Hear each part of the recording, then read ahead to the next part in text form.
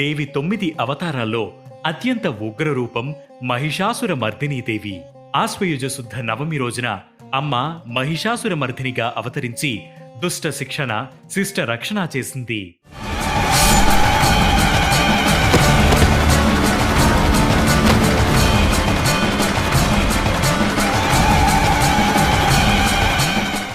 ధర్మ విజయానికి సంకేతంగా ఆశ్వయుజ శుద్ధ నవమినే మహార్నవమిగా ఉత్సవం జరుపుకుంటారు. సింహవాహనాన్ని అధిష్ఠించి ఆయుధాలను ధరించిన అమ్మ సకల దేవతల అంశాలతో మహాశక్తి రూపంలో ఈరోజు దర్శనమిస్తుంది.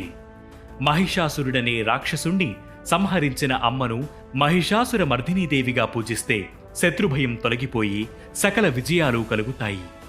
ఈ అమ్మను పూజిస్తే సకల దేవతలను పూజించిన ఫలితం లభిస్తుంది. చండీ సప్తసతీ హోమం చెయ్యాలి.